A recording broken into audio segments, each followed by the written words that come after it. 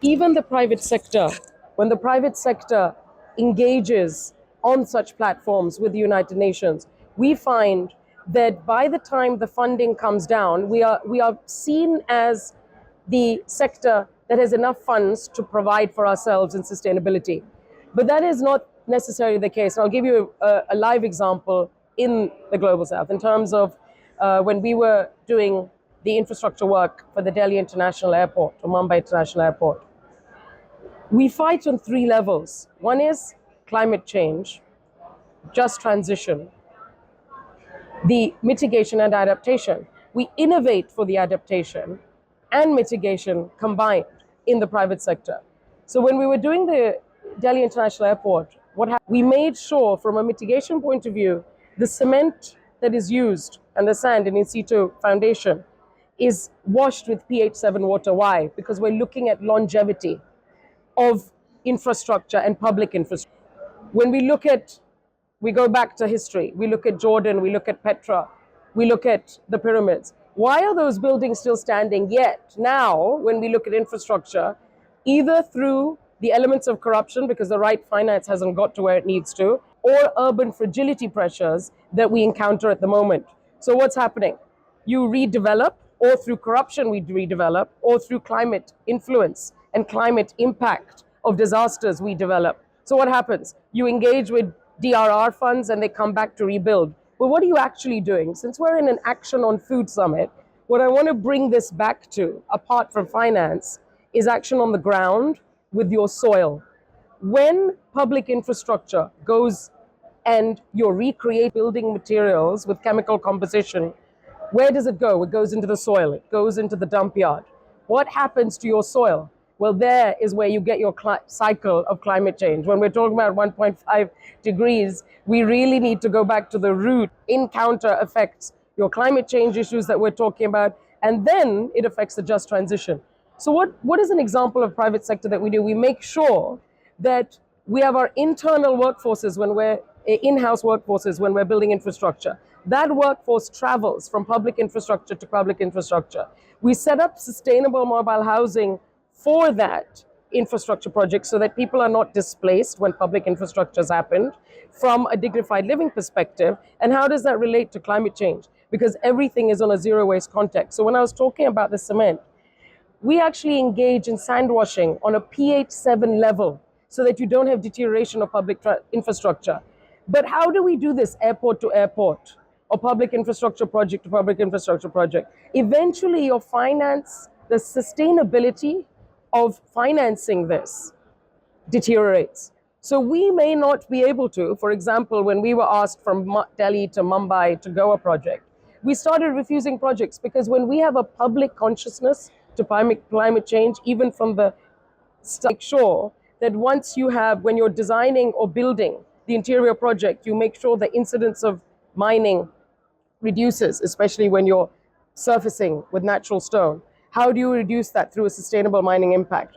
What do we then do? We take metals, we do circular processing of the aluminium and take that metal and circular process it so that you bring that back in the system. But we're building an airport and saying we have zero corruption, and the private sector gets paid 7 years later for an infrastructure project because we won't pay 1 rupee of bribe. Who's financing that?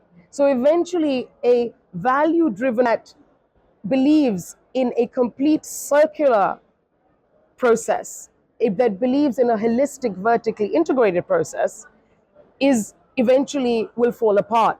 And that is the dialogue that we are not seeing. The road to COP30 would be showcasing companies which, like us, since 1975, we have been in green steel, in public infrastructure of sustainable limestone mining. We've now produced refuse-derived fuel, which has the calorific value of coal, which enables power projects to transition, because people also forget the transitioning. So we say we want to be here and we want to be here.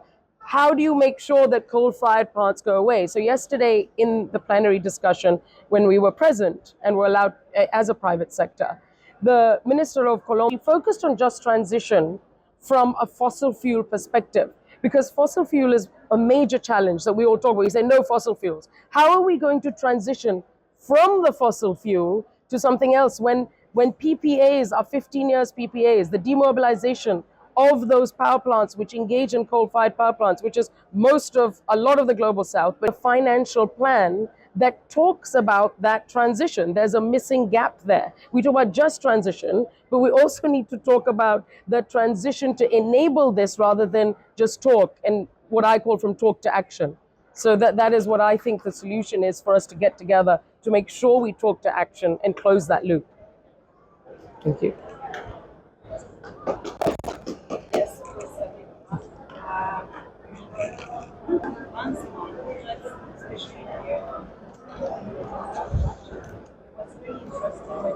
As a private sector member of the industry, we're vertically integrated in many activities. Since 1975, Bramco Group has been in sustainable mining, plastic recycling from my school days, which is our family company from our school days, as well as green steel, circular processing of aluminium.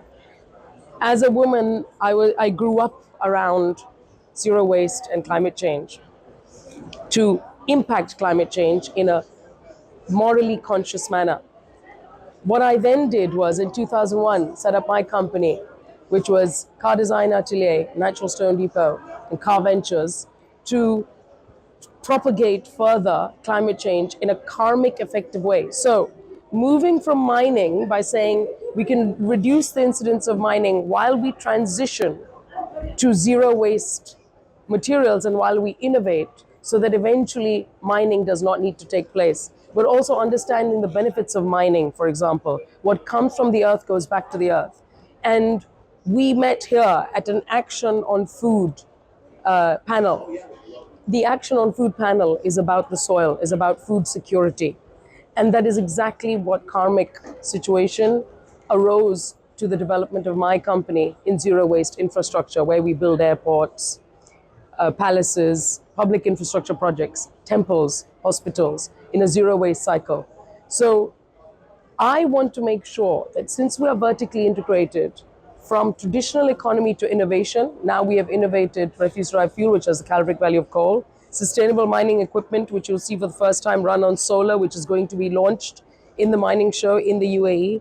I wanted to make sure that a company which is 2001 established by women and 1975 established by my family, we can be niche, we work with governments, and we have the technology and proprietary technology. So what do we need to do now? We need to, why am I here at COP?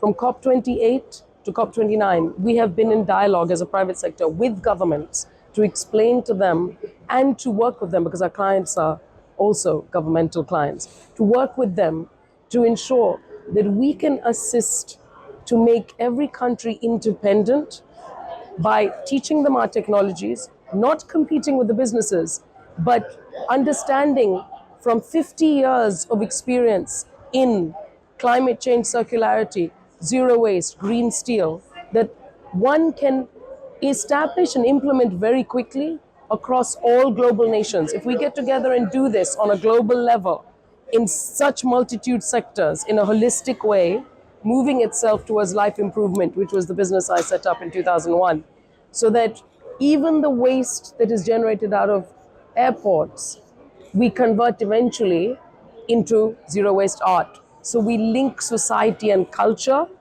with well-being, because what comes from the soil can go back to the soil rather than synthetic products that have been created over the years because people think that it's trendy to make a new product versus what comes from the earth. People forget mining has a bad rap, but what comes to the earth can go back, so it can benefit the soil. So my aim is to make sure that with governmental dialogue and by the blessings of having interactions with our clients who are already heads of state and ministers in the public infrastructure work we do, that we can multiply this activity so that you don't have to have another 40 COPs or another 29 COPs in order to achieve our 1.5 degrees or our adaptation, mitigation, and just transition plans. We also make sure that just transition happens. And we need to explain this, that this can be done across the board. You don't have to be narrow. And finally, the other purpose is to transition from AI solutions. How do you get to AI solutions? not just through fintech data, through traditional economy data. So physics is not new, it's always been there. Hashtag climate change is not new. Hashtag green steel is not new. Steel always existed. The physics and the technology of it is what had to be developed. And it's already been there. We've been doing it for many, many years. And that is what my role is here, to go across all those sectors. I feel that the adaptation funds need to be structured in a way that the financial gap between the private sector and the public sector is closed. So I feel that what happens at the moment is the private sector that comes to the seat, because technology has become the mainstay and the main hashtag is technology. What happens is the public sector runs after companies like Google, Amazon to have a seat at the table. Google and Amazon have not been in climate change like we have for the last 50 years. And I'm not talking about us. There are many other companies in their sectors that may have also been niche in understanding climate change, but they may not be in technology. So to bridge the gap between the traditional economy and the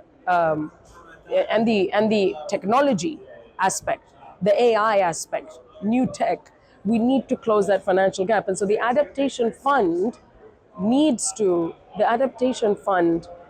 understand, and the fund trickles. By the time it reaches the country, it trickles. By the time it reaches the state, it trickles further. And what happens is you have corruption in between, which we fight for on every project. How do you fund a company who fights for corruption? Eventually, a company will either get out of that industry or become part of it. So we have not become part of it, but we don't take other airports at the moment because it's very difficult to have financial sustenance to fight it. So the adaptation fund needs a lot of reworking with working groups of the private sector to be involved. But we're talking about on the ground traditional economy private sectors that need to get involved in order for the adaptation fund to close the action gap which exists due to the finance gap. You have funding, no, people don't know how to reach it, only the governments know how to reach it. And as we were talking in a panel earlier, the minister said exactly the same thing. Even being a minister, he says he can't reach it to his people on the ground. In Somalia, for example, we are actually looking into, because we're Middle East based, we have been Middle East and Europe based, Middle East, India, and Europe. And what we're noticing is that a lot of Africa will be a very interesting expansion for us to go and make sure that we replicate what we're doing across all sectors, public infrastructure, metals and mining, steel, aluminium, that comes under the metal sector, as well as fossil fuel transition. And what I think, and as well as reverse engineering so that waste dumps, especially in Africa, are not, waste does not go to the waste dump, because that's one of the issues. But what I feel positive is that in Africa, this can happen at a high speed. Why? Because traditionally, Africa, like India, has understood climate action from the beginning. Why? Because it's actually traditional methods. When you go back to indigenous and traditional methods, that's what needs to be deployed in order for climate action to take place. Because, for example, when you took baskets to go to shopping, you took cane baskets to go shopping and to buy your vegetables. This is in the traditional way that Africa and India and the villages would go buy things, or in cloth sacks. But then industrialization created plastic bags. So what we're doing, we're going backwards. Okay, we're walking to our destinations. We're not using cars and fuel. Africa is already there. Africa has not let go of those practices, and therefore, when we engage with Africa, which we are starting to do now, and we are talking to also places like Chad and Kenya as well as Somalia.